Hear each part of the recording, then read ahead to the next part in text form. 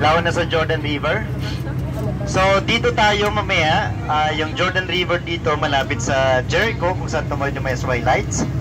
So itong nakita nyong line, okay, sa pagitan ng green color at saka ng white, yan yung Jordan River. Okay, Jordan River. Saan nagmumula yung Jordan River? Nagmumula sa Sea of Galilee. Yung tubig na yan sa Jordan River ay nagmumula dito sa Sea of Galilee. At yung tubig sa Sea of Galilee, most of the water came from Golan Heights. Ito yung Golan Heights. So ano yung mga water na nagsusupply sa Sea of Galilee from Golan Heights? So number one, yung Mount Hermon.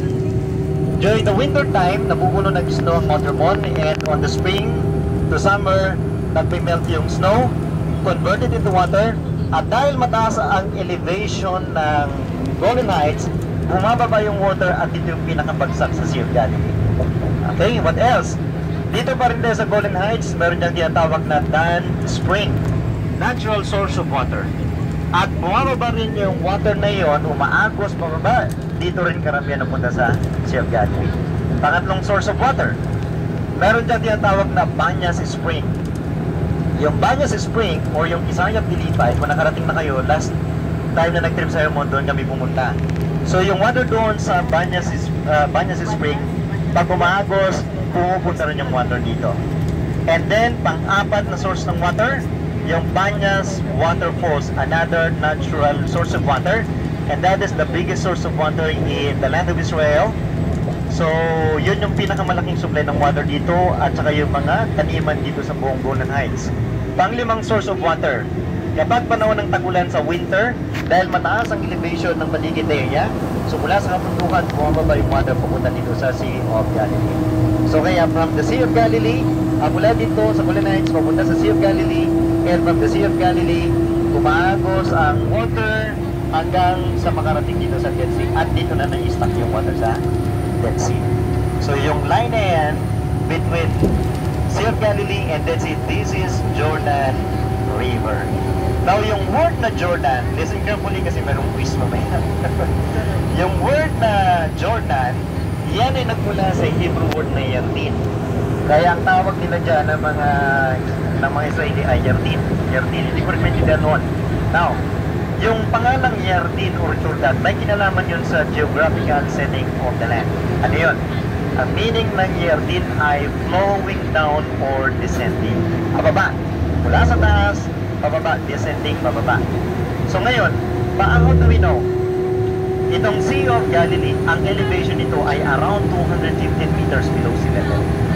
215 meters below sea level, negative. Pagdating mo naman dito sa area ng Dead Sea, ang elevation naman dyan ay around 460 meters below sea level. So mula sa 215 meters below sea level, umaagos ang water pababa, going down to 460 meters below sea level.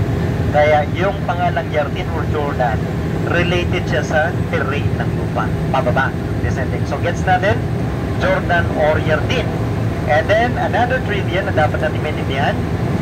So na-notice ninyo, ang water ng Dead Sea nanggaling dito sa Jordan, sa Sea of Galilee.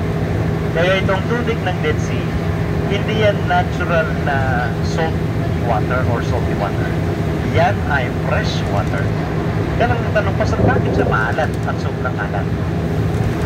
Kasi yung area nito, yung mga bundok dyan, well, based on my biblical understanding, it is a naturally made salty by God during the creation time. Kaya yung mga bundok dyan, daw lang kapag pumunta kayo ng Sodom, tipakin ninyo, mga salt na parang bato na yung daroon. So kaya every time na mayroong umagos na fresh water dyan, na dinadaanan niya itong salty na mga terrain nito, nagko-convert siya sa maalat na tubig. So fresh water yan. Klaro mga kapatid? Ayan. O kung may mga kung ipikit-pikit ka sa inyo. Tantalizing is na kayo. Galing ko talaga magpatulog. Alright. So ngayon puntahan natin yung usapin ng baptism. Kasi nga very famous ito sa baptism ng Panginoong Kristo. Sa mga vloggers o nagbablog dyan, Matthew chapter 3, verses 13 hanggang 17.